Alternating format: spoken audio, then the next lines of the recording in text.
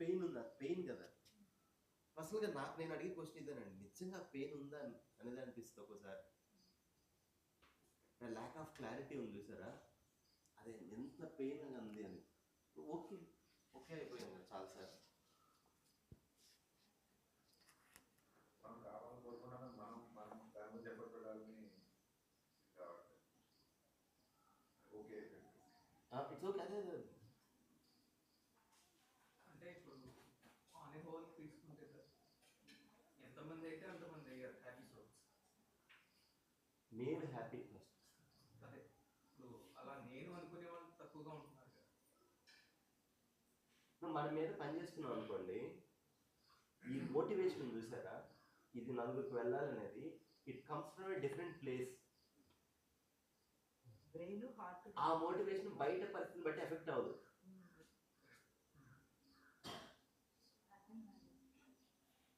ఒకరిని చూసి మోటివేట్ అయితే కొద్దిసేపు ఉంటుంది, ఆ తర్వాత మళ్ళీ డివేట్ అయిపోతుంది. ఒకళ్ళు పెద్దగా ఒక పర్సన్ చూసి మోటివేట్ అయ్యామంటే కొద్దిసేపు తర్వాత ఆ పర్సన్ మన ప్రజెన్స్లో లేనప్పుడు ఈ వేరే విషయాల మీద డిబేట్ అయినప్పుడు ఒక్కొక్క టైంలో మనకు ఆ ఫీల్ రాదు. పక్కన ఉన్నప్పుడు తెలియకుండానే అతనితో ఇన్స్పైర్ అయిపోయి మనం ఫ్లోలో వెళ్ళిపోతాం.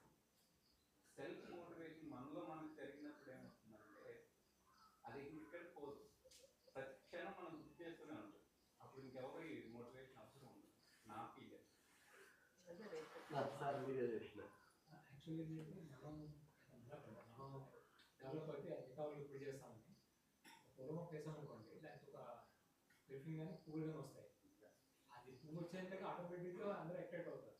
సో ఆ పువ్వు వచ్చేంత వరకు మనం మొక్కను పెంచాలి, ఆ పువ్వు రావాలి. ఫలం వచ్చినప్పుడు డెఫినెట్గా పీపుల్ కమెంట్ డీలైఫ్లో మనం ఇంతగా చేయాల్సింది. అంటే ఇక్కడ నేననేది సార్ ఆ పువ్వులు కావాలనుకుంటున్నారు, ఆ పువ్వు మనం మొక్క వేసినప్పుడు 10 మంది ఉన్నారు, ఇంకొక మొక్క వేయకుండా మనం ఒకే మొక్క మీద వర్క్ చేస్తున్నప్పుడు ఆ పువ్వు వచ్చేసరికి 1,00,000 మంది అవుతారు.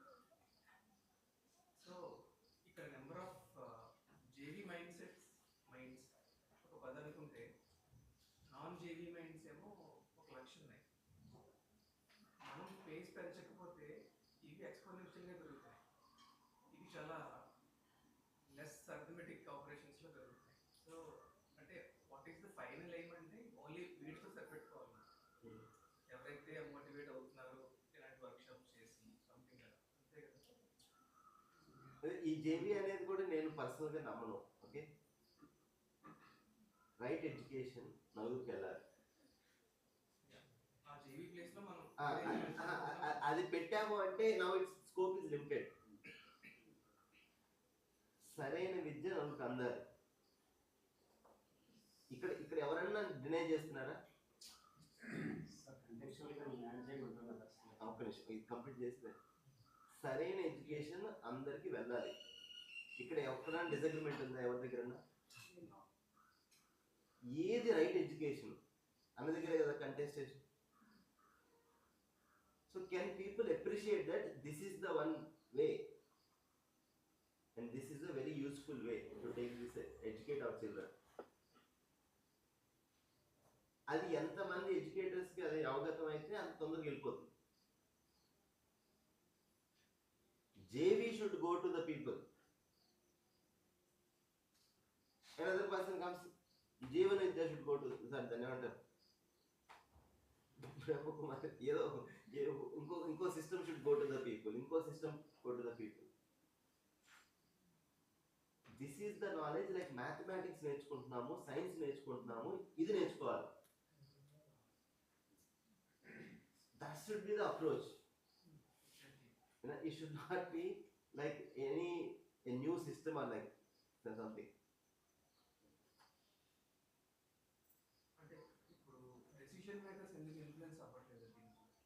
అవుతున్నారు. అదే ఐఏఎస్ సునీత అని ఉన్నారు యునైటెడ్ ఆంధ్రప్రదేశ్లో.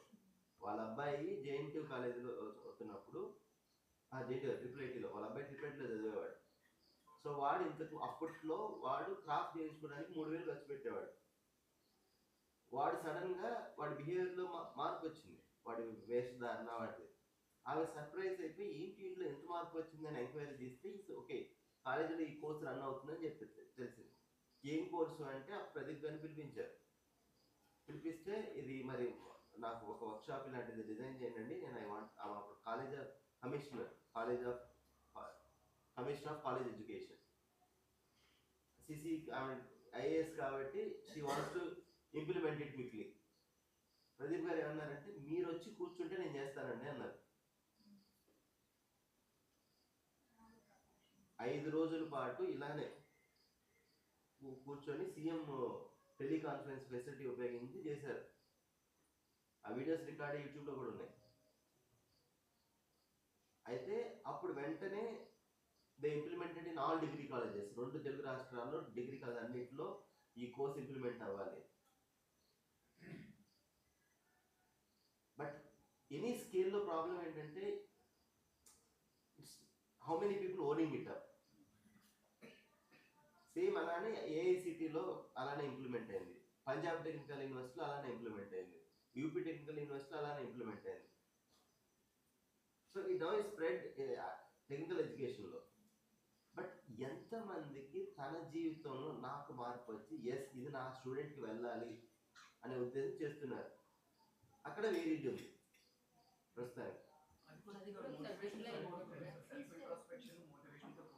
అదే సో ఆ సిస్టమ్ని డెవలప్ పనిచేస్తున్నారు. యూహెచ్పి టీమ్ 500 మంది కలిసి పనిచేస్తున్నారు దీని మీద ఆల్ ఇండియా లెవెల్లో టెక్నికల్ ఎడ్యుకేషన్లో తీసుకెళ్ళడానికి. అలా స్కూల్ ఎడ్యుకేషన్లో తీసుకెళ్దామని ఢిల్లీ గవర్నమెంట్లో ఒక అటెంప్ట్ చేశారు. అలా ఎవరికి ఎంత మోటివేషన్ ఉందో దాన్ని బట్టి అటెంప్ట్స్ జరుగుతున్నాయి. మనం ఎంత మంచి కాన్సెప్ట్ తీసుకెళ్ళినా అంటే నాకు పాలసీ రిలేటెడ్గా ఉంది కదా అది. వర్క్స్ అసోసియేటెడ్ పుష్ అనేది చాలా ఇంపార్టెంట్. సో అది గవర్నమెంట్ తీసుకోనంత కాలం మనం ఇట్స్ లైక్ గాల్లో దీపం పెట్టినట్టు ఉంటుంది. ఫైన్ టర్న్ వస్తుంది చెప్దామని పర్సనల్ ఎక్స్పీరియన్స్ చెప్పమని చెప్తాను లేదండి. టర్న్ వస్తుంది, ఆ టర్న్లో చాలా ఎక్కువ చేంజ్ వచ్చేస్తుంది. 32లో నేను అంటే 32 ఇయర్స్ బ్యాక్ ఎవరికి టచ్ అయ్యాను. ఒకసారి ఇమాజిన్ చేయండి, ఇక్కడ ఉన్న వాళ్ళు 32 ఇయర్స్ బ్యాక్ ఉన్న జనరేషన్ ఎవరైనా ఉంటే, నేను యంగ్ జస్ట్ 19-20 ఆ టైంలో సెంట్రల్ గవర్నమెంట్ జాబ్ సంపాదించుకొని అది జాబ్ చేస్తున్నప్పుడు నేను యోగాకి వెళ్ళిపోతున్నాను. వీడికేట్రా పిచ్చోడేటి ముస్లిం తర్వాత కదా యోగా అది చేయాలో లేకపోతే ఏ ఋషికి ద్వారా వెళ్ళాల్సింది. ఈ వయసులో ఉద్యోగం మిగతా పనులు చేసుకొని ప్రమోషన్ ఇంకా అలా ఆలోచిస్తున్న సందర్భం. నాకు కాంటెంపరీగా ట్రైనింగ్స్ పడినాయి మెట్రో సిటీస్ అని. మెట్రో సిటీలో కోటేశ్వరరావు అనే ఒక ఆయనతో నేను కూర్చున్నాను. అంటే డ్యూటీ చేసుకోవడము, టెంపరీ డ్యూటీ, మిడిల్ అతని దగ్గర. వాళ్ళు ఆ రోజుల్లో ఒక ప్రపోజల్ తీసుకొచ్చారు. అక్కడ ఒక 5 రోజులు ఇలా కూర్చున్నాం. One five day we have to initiate internet yoga day అనేది పెట్టాలి అని 30 ఇయర్స్ బ్యాక్. నాకు అనిపించింది అతను చూసి నేను పిచ్చే ఏంటి యోగా డే ఎందుకు, యోగా రోజు సాధన చేసుకోవాలి కదా, యోగా డే ఎందుకు అనుకున్నాను. అతన్నేమో కోటేశ్వరరావు. అది తర్వాత కాలంలో స్ప్రెడ్ అయింది. తర్వాత నా మిస్సెస్ పిల్లవడము, మేము కూడా ఆడబడాము, ఇంకొక ఆయన కలవడం. ఆ తర్వాత అది ఒక ఫైల్ ఫామ్ తీసుకోవడం, ఆర్ఎస్ఎస్ వెళ్ళడం. తర్వాత ఒక 2 పేర్లు చెప్తాయి. అంటే వైస్ ప్రెసిడెంట్గా రిటైర్ అయిపోయాను, వచ్చాడు మనకి వెంకయ్య. ఆయన ద్వారా వరల్డ్ హెల్త్ ఆర్గనైజేషన్ జాన్ బాకీ ముందు దానిలో అక్కడ యాక్సెప్ట్ అవ్వడం, ఇంటర్నేషనల్ యోగా డే అయింది. తర్వాత చూస్తే హోల్ వరల్డ్ టర్న్ అయిపోయింది. అది కరోనా వచ్చిన తర్వాత ప్రపంచంలో ఇప్పుడు వరల్డ్ హెల్త్ ఆర్గనైజేషన్ సుమారు 240 వైద్య విధానాలు ఉన్నాయి. అంటే ఆక్యుపెన్సర్, ఆక్యుప్రెజర్ దగ్గర సూదులు గుచ్చేవి, చేతులు నొక్కునే వైద్య విధానం దగ్గర మనం అనుకున్న ఇంగ్లీషు, అలోపతి, ఆయుర్వేద వైద్య విధానాలు పాటు 100 వైద్య విధానాలు ఉన్నాయి. దాంతో పాటు ఈరోజు యోగా ఒక థెరపీ అయిపోయింది. యోగా తెలియని వ్యక్తి లేడు ఈరోజు. వెనక ఎవరు పని చేశారో తెలియదు. ఒక 10 మంది 20 మంది ఋషులు ముందు ఎక్కడో ఉన్నారు. అట్లాగే నేను అంటున్నది ఏంటంటే జీవన విద్య ఎవరో నిలబెడతారు, ఒకరో ఇద్దరో ముగ్గురో 10 మంది 20 మంది. One fine day it will take U turn, then it spreads like anything. అది నా కాన్ఫిడెన్స్. అంటే ఇంకా కొంచెం చూడాలి. మీరేం చెప్తారు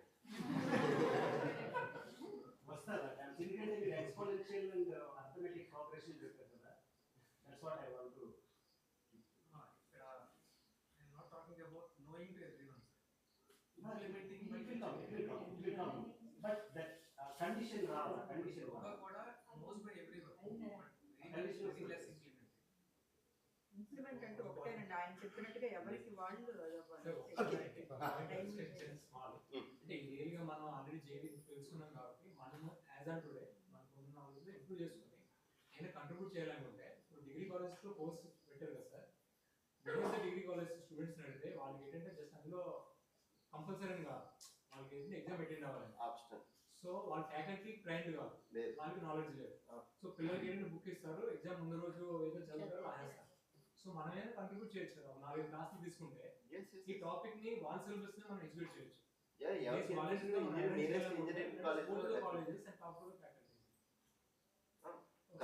స్మాల్ ఎక్స్టెంట్ సర్వీస్ అయిపోతుంది, పిల్లలు డెఫినెట్ గా రీచ్ అవుతాయి. ఆ 50 మెంబర్స్ క్లాస్ లో ఉంటే ఒకరికో ఇద్దరు కనెక్ట్ అవ్వచ్చు. So they will take to the next level.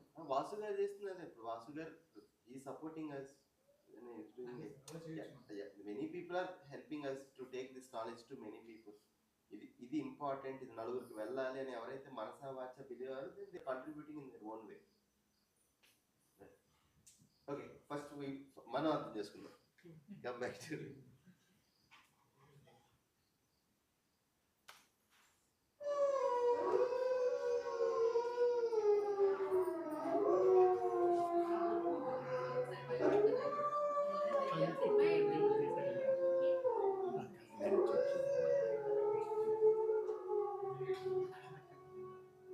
Sub titles చూడండి, కొంచెం ఫాస్ట్ గా ఉంటుంది. One of the most exciting scientific findings of the past half century has been the discovery of widespread trophic cascades. A trophic cascade is an ecological process which starts at the top of the food chain and tumbles all the way down to the bottom. And the classic example is what happened in the Yellowstone National Park of the United States when wolves were reintroduced in 1995. Now, we all know that wolves kill various species of animals, but perhaps we're slightly less aware that they give life to many others. Before the wolves turned up, they'd been absent for 70 years, but the numbers of deer, because there was nothing to hunt them, had built up and built up in the Yellowstone Park, and despite efforts by humans to control them, they managed to reduce much of the vegetation there to almost nothing. They just grazed it away. But as soon as the wolves arrived, even though they were few in number, they started to have the most remarkable effects. First, of course, they killed some of the deer, but that wasn't the major thing. Much more significantly, they radically changed the behavior of the deer. The deer started avoiding certain parts of the park, the places where they could be trapped most easily, particularly the valleys and the gorges. And immediately those places started to regenerate. In some areas, the height of the trees quintupled in just 6 years. Bare valley sides quickly became forests of aspen and willow and cottonwood. And as soon as that happened, the birds started moving in. The number of songbirds and migratory birds started to increase greatly. The number of beavers started to increase because beavers like to eat the trees. And beavers, like wolves, are ecosystem engineers. They create niches for other species. And the dams they built in the rivers provided habitats for otters and muskrats and ducks and fish and reptiles and amphibians. The wolves killed coyotes, and as a result of that, the number of rabbits and mice began to rise, which meant more hawks, more weasels, more foxes, more badgers. Ravens and bald eagles came down to feed on the carrion that the wolves had left. Bears fed it too, and their population began to rise as well, partly also because there were more berries growing on the regenerating shrubs.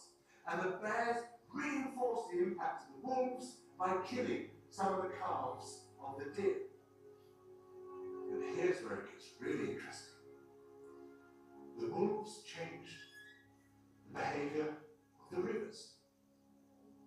They began to meander less. There was less erosion. The channels narrowed, more pools formed, more riffle sections, all of which were great for wildlife habitat. The rivers changed in response to the wolves. And the reason was that the regenerating forests stabilized the banks so that they collapsed less often, to and that the rivers became more fixed in their course.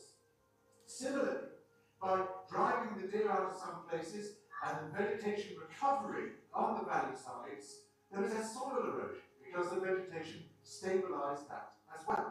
So the wolves, small in number, transform not just the ecosystem of the Yellowstone National Park, this huge area of land, but also its physical geography.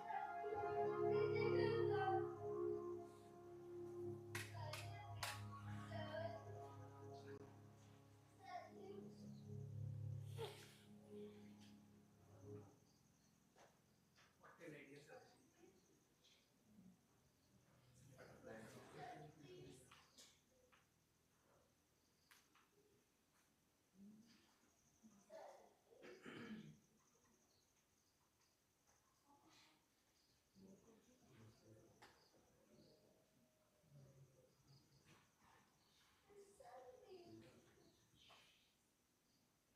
కానీ భగవంతుడు అన్నానండి, దైవం అన్నానండి, ప్రకృతిలో నేను అన్నానండి.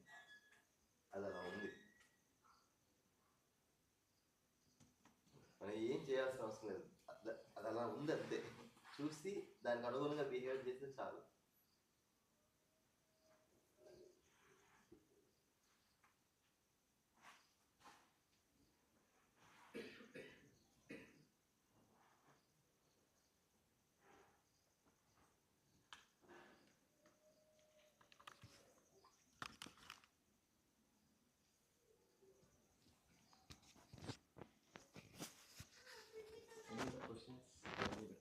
Harmony in nature.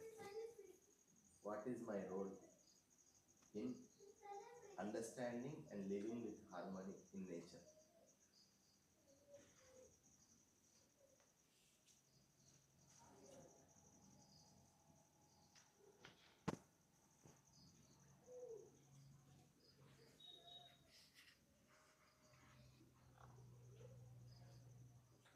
Rules కావాలని చేయలేదు, దే జస్ట్ బీన్ దెమ్సెల్ఫ్. న్యాచురల్గా వాటి హ్యాబిటేట్స్ని అవి యూజ్ చేసుకున్నాయి, but it impacted in the whole ecosystem. So as a top level in our chain, food chain, మన మీద రెస్పాన్సిబిలిటీ ఇంకా even more. Like we will actually take care animals and all the under food chain items. And we depend on all the three things. We are actually dependent on it, yes. The plants, land, soil, water, and the animals.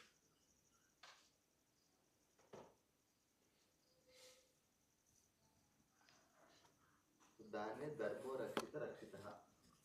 మీరు చెప్పారు కదా sir, brain దగ్గర work చేయకుండా heart దగ్గర నుంచి work చేస్తే అది తీసుకుంటుంది. కనెక్ట్ చేయాలని ట్రై చేశారు. అప్పుడు ఇంకా ఎక్కువ అంటే ఎక్కడ ఎడ్యుకేషన్ వెళ్ళిపోతుందంటే, ఆ బ్యారన్ ల్యాండ్ లో ఈ గ్రూప్ ఆఫ్ రూల్స్ ప్రవేశపెడితే ఎక్స్పెరిమెంట్ ఉంది కదా, that's where science, that's where the knowledge, power of knowledge. We also not only destruction, we also construct things. We also, with our knowledge, with our experiment, with our thing, we can do positive things also. That's the role of education, the experimentation.